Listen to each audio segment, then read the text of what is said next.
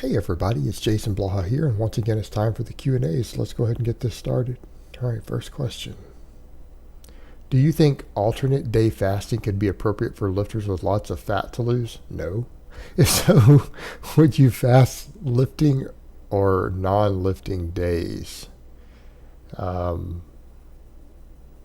what world do you think it's appropriate for lifters to do entire days of fasting? I, I, I don't even have words to express the stupidity of this idea. And I'm not saying intermittent fasting can't be a valuable tool for weight loss. I'm not saying there might not even be some health benefits to utilizing certain forms of intermittent fasting. But if you're talking about alternate day fasting where you actually fast for 24 hours straight and you are concerned with muscle retention or recomposition of any type, you have literally lost your mind. Your cheese has slid completely off the cracker and you have fallen into some sort of Kool-Aid drinking cult, because that is not based on reality. Now, could you make the case for your non-lifting days maybe waiting a little longer to eat breakfast to get your total calorie window smaller? Sure. Could you make the argument that maybe even for someone who wants to lose a bunch of weight, that maybe their non-lifting days they could eat mostly protein or something to bring their total calories down? Sure. But to go 24 hours without consuming a very large amount of protein for a lifter in a fat loss phase is so ludicrous that I don't even have words for it.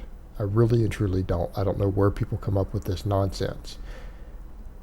You're going to lose muscle. All right. If you're trying to lose fat, let's reel it in. Let's reel it in.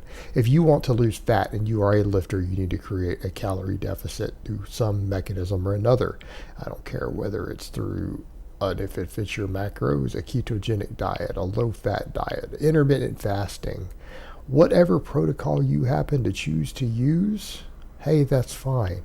You need to keep your protein high, daily protein high, and create a caloric deficit through some mechanism in which you are capable of sustaining. But to do something as extreme as this that will cost you muscle purely to lose fat is ludicrous. It's absolutely ludicrous. There is no other word to describe it. So no, I would absolutely not recommend it. All right, next question. Hey coach, what do you think of a push-pull legs program with each focused on a key lift, 7x3, adding sets each week to 10x3? I'm not a fan of push-pull legs. I'm just not. And it's not, I'm not going to say that people don't get results doing it. I'm not saying lots of people haven't got results doing it. I literally don't understand the purpose. Right? For me, I understand, okay, we split things up for what reason? To get more total weekly training volume in, right? Yeah, it makes sense. Like there's a method to that, and it works. Why would you ever do anything more split than an upper, lower, or a push-pull? Because you say push-pull legs. Well, squats are a push and deadlifts are a pull. All right? Why do you need the legs? You should be training legs on both of those days. Right? Right? Because if you're not, I don't know what you're doing with your training. This is an imbalanced program unless the pushing and pulling involves some lower body work. Like this isn't balanced and it's dogmatic for no reason. That's my problem with split training in general. And this is where I agree with champions like Jamie Lewis, who said that his problem with any sort of split training is that he ends up wanting to do deadlifts or something on every day anyways. That's why I don't believe in this sort of such a dogmatic split. All right, a general upper, lower, okay, reasonable. But you don't need to be strict with it. I feel like something like this splits you into a weird direction of training that makes people tend to be dogmatic instead of a loose protocol. Like for example, take what I do with my concurrent periodization. I have 2 days every week dedicated to the squat and the deadlift, and then 1 day dedicated to bench press. Does that mean my accessory movements don't involve upper and lower both? I've been known to throw rows into both days, right? Of course.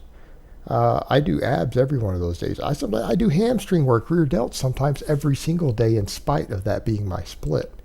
So you see the problem you run into of why are you splitting stuff in this direction? There's no logic or there's no actual reason to do it. There's no physiological benefit. It's just a way that people organize. And I feel the whole push-pull legs, everyone who does it, I feel like they're dogmatic in their approach to the point to where it's to their detriment. Right? It's to their detriment. Because let's be realistic here. No matter what split you're doing, you probably have weak points that you should be training every single day. And if we're going to split stuff to this extreme, it ends up being an imbalanced routine most of the time. I find people who do push-pull legs are people who are basically just scared to train their legs. Because if they really cared about their lower body training and real training, they would just do it as a push-pull so that they could train their legs every day. Right? That's what they would actually be doing. Like, oh man, I can squat on my push day and then deadlift on my pull day. Right? That would be real training. But it's not. So I'm just not a fan. I'm not a fan in general. And that's just how I feel about it. My opinion. All right, next question. I'd like to do the intermediate upper lower split on Monday through Thursday. Is it okay to skip the rest day on Wednesday and rest Friday through Sunday? I can't train on these days. It's a good question. I'm going to be honest with you. If you have that sort of life schedule, I don't recommend that you do linear progression at all. You need to probably switch over to a concurrent training. It's going to be more flexible. Because ultimately what's going to end up happening, doing 4 days in a row of really high volume upper lower, because upper lowers tend to be high volume by their very nature, particularly when we go over to like linear progression. Some of those really high volume weeks and high volume blocks, you're going to struggle to recover. You're going to struggle to recover. At least if you rotate it to where you're training different rep ranges with different recovery patterns. If you're going to have to do all 4 days a week of your training back to back and then 3 days off, at least you're going to be able to recover better from session to session. I think it's going to be better. So for someone in your shoes who's not going to take that midweek day off and spread it out, I would absolutely just not do any sort of linear progression. I wouldn't recommend it. And keep in mind, that intermediate program that I have is written for what? For athletes, right? It's written for athletes. You're probably not an athlete. It's an off-season athletes program. And so therefore it's geared towards being an off-season athlete program. You're not in a lifestyle situation to optimize something like that, if that's the way your life is set up. So I would lean for someone in your case into the direction of a concurrent periodization instead of that particular program that I have. This direction I would go personally. I think you'll be better off for it due to the recovery patterns involved. All right, next question. Hi Jason, how do you adjust the progression when using kilograms rather than pounds? I still have my 1 1/4 microplates, so I'm using those. It gets tricky when adding the 1.25 kilograms after that. Could you just get more reps and keep the weight the same, or is there a better way? Thanks. All right, no, you just run it as normal. Like, take something like my novice program, for example, my novice 2.0. Why do you have to do it in exactly pounds? Why do we progress? We progressed in order to keep a certain progression rate. Does it matter if you're off by half a pound? In other words, if you're using kilos instead of pounds, and let's say you're using half kilo plates, right? Half kilo plates, that's going to give you the same micro loading, very similar, because 2.2 pounds are in a kilo. So if you're doing 1 kilo increases with microplates, aren't you going to just be doing close to 2.5 pounds anyways? Yes, it's off a little bit, but we're adding weight until we hit failures and then reducing by 10%. You're still staying in the same rough weight range. It's still the same basic progression pattern, right?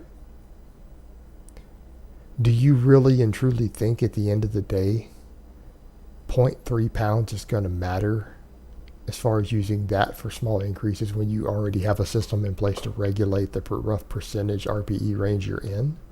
Of course not. Of course not. At this point, we're getting autistic to the point of our detriment, right? And that's what you need to remember when we're thinking of basic training. It's oftentimes with training programming, it's about concepts.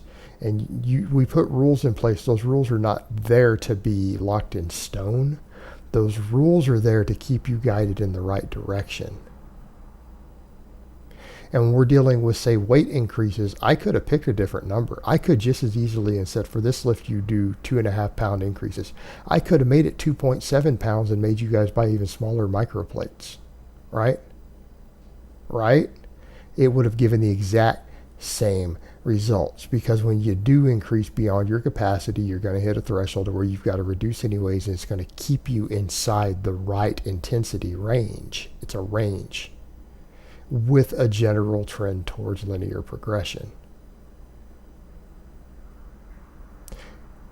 It's concepts and principles, not specifics.